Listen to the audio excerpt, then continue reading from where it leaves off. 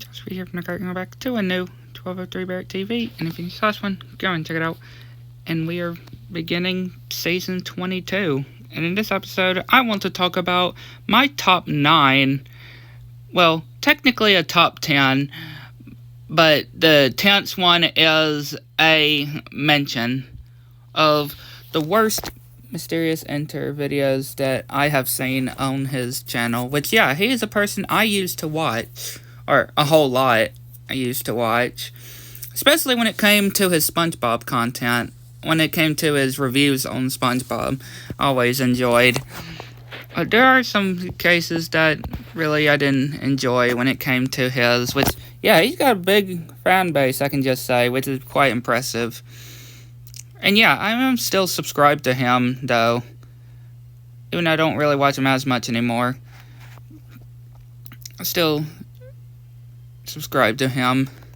But yeah, there's a lot of incidents where, yeah, especially, well, if you look at him now, he's not as bad as he used to be in the early 2010s. And so, like when he started.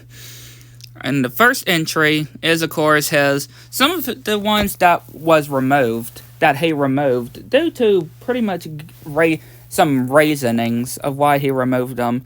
First is, of course, Stuck in the Ringer, right? For a mention, Stuck in the Ringer, which, yeah, there are different people online that have re-uploaded these removed videos of his that either were due to copyright takedowns or him removing them due to him being over-aggressive with his behavior. And same thing with Pet Sitter Pat and other SpongeBob ones that he may have done re-reviews on too. Like one of his old traits that he used to do of attacking writers and calling them by name. Which, of course, he doesn't do that as now to this day, but I remember that a lot.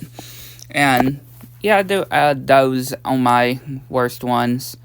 And his review, secondly, his review on Sponge on the Run, I didn't really enjoy. Especially looking at it now. I mean, I guess I probably could have said I enjoyed it the first time I saw it, his review. But after looking at it again, I just definitely probably one of his weakest, probably worst reviews on it. Because I personally enjoyed Sponge on the Run. And again, SpongeBob Search for SquarePants, the Force movie coming out in next year, right? Or 2026. Yeah. Sorry, 2026. No. That's Toy Story 5, sorry. SpongeBob Search for SquarePants is next year. Yeah, 2025. I was thinking Toy Story 5's release year. But again, personally, I did enjoy the third SpongeBob movie, if I have to say so myself. The next one, I guess number 4, I just say the next one, though. Again, y'all can keep count. Is his review on the Funbelievable episode, which describing how SpongeBob got bad again. Which, personally, I don't think SpongeBob's really gotten bad again throughout the newer seasons. Again, that's just my personal opinion. And everybody has their own different opinions. But personally, I don't think this episode got SpongeBob to be bad again. Not as bad as season 7, 8, 6, that era. But personally, I don't think this episode deserves the hate that it does get, personally. And next is the animated atrocities on Shark Tale. Which, again, like I mentioned, I always did love his animated atrocity series that he did and his honorable animations. But I did briefly mention this in my Shark Tale re-review when I rewatched Shark Tale, because I did an episode on the series where 1203BARRETT TV, where I talked about how I rewatched Shark Tale, which, yeah, I grew up watching Shark Tale. It's one of the movies that I grew up watching, and definitely, I mean, of course, it's not the best movie nowadays, right? But it's still a pretty good movie, I found. And yeah, there's still some things I would agree with him, but some things I wouldn't agree with him with. Same thing with Cars 2. I feel like, yeah, it's not. I don't agree much with he says on Cars 2. Cars 2 definitely has its really good points on it, especially since it revolves around some and yeah, of course, there's not a whole lot of racing involved, but still pretty good as well. Next is probably one of his recent ones, which is one of his producers and him just going on about it. Which, yeah, of course, I do agree with what he says, but some things I don't really agree with. Again, there's some things I would agree and some things I don't agree, and this is probably one of the most bigger ones I can say. And his top 11, which this is another one that was removed from his channel and that was re-uploaded by, other people online. On his top 11 worst episodes, he reviewed a year. When it was a year of him been a year since he started. Yeah, again, it's definitely not one of my personal favorites, I can just say. Per se. Again, that's just me, though.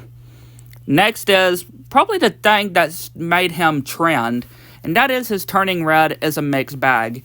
Now, just to let you know, he did re-review Turning Red a while back, and he called it not a mixed bag. But personally, I still don't think Turning Red is all that great of a movie. But this is the review that made him trend, where he talked about 9/11 and Turning Red. Y'all remember that? Where he became trending after mentioning 9/11, because this movie takes place after the September 11 terrorist attacks. Again, there are probably still some clips online, and remember, this guy made it on an actual website. Yeah, this guy actually made it on a website because of how trending he was. I mean, of course, nobody made fun of him, of course. It was just a laugh, right? Because somebody mentioning a movie that takes place in Canada in 2002, not mentioning 9/11, a terrorist attacks that a lot of people died during that event, though. But still, a pretty funny laugh, I can say. But definitely looking at it now, besides that, I still don't really see it being one of the bestest too, either, personally. But besides that whole thing that made him start trending, which I just find very hilarious. And next is I would just say his COVID-19 pandemic videos that he did.